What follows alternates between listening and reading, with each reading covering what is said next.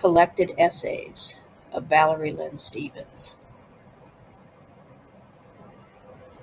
Unitary Transformations, a Strivance. We all battle with the conflicting instincts of self-preservation versus that of what Abraham Maslow coined self-actualization, or that of thrivance over mere survival. And truly, the whole of this human experience is consumed by the search within each individual soul for a blissful union of all opposites. Indeed, even much of what we as a humankind have come to discover within all branches of scientific inquiry, those of the hard and soft sciences, parallels this higher transcendental wisdom.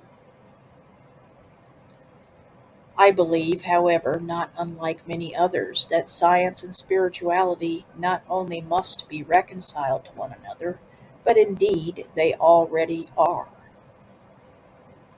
For as the field of quantum or theoretical physics verifies, everything is interconnected at more of a fundamental level than our myopically macroscopic view lends us.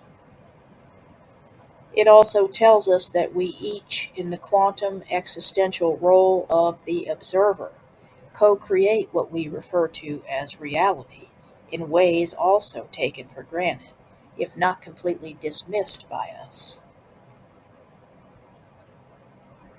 Furthermore, the truths inherent within both science and philosophy, despite the bifurcation exacted in the name of each their own inquiry and analysis, are a pre-existent actuality of what physicists refer to as unitary transformations, which converge to meet their apogee of synthesis upon the steeple of a splendid cathedral of intellective architecture, where the meditations and supplications of both humankind and its Creator find a sanctuary, both celestial and ecumenical. And although we may never, due to our current human limitations, be able to sustain a sense of execution, of this wholeness and unification, the laws of both science and philosophy concur upon the same observation. Absence of evidence does not preclude evidence of absence.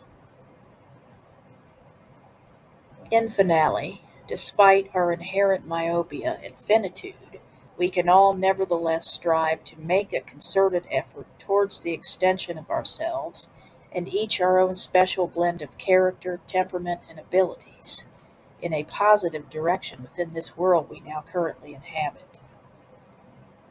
And although the proverbial shadows will make themselves most manifest in contrast to our strivances towards truth and enlightenment, loitering as they do about those luminous effulgences which only a human soul in earnest search for truth can propagate, the very nature and essence of truth is to reconcile darkness with light, inscience with prescience, the profane with the transcendent, the inscrutable with the lucid, the simple with the profound.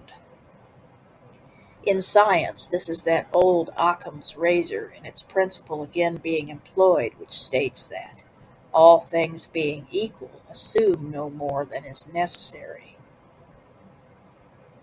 And contrary to most worldly wisdom and sentiment, truth is not more convenient to live by, nor is its path of pursuit the least treacherous or weathering, despite its inherent virtues of simplicity and candor.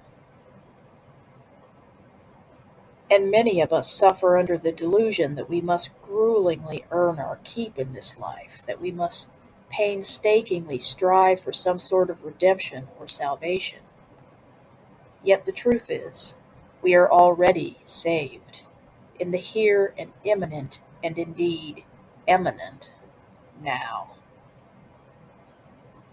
In the end, all human knowledge speaks in its own semiotic eloquence of this one truth. Faith in the perfection of all things as they are is the master key to the portal of heaven above and heaven on earth. But most importantly, the thing we must struggle to remember is that this key lies within each and every one of us. As above, so below.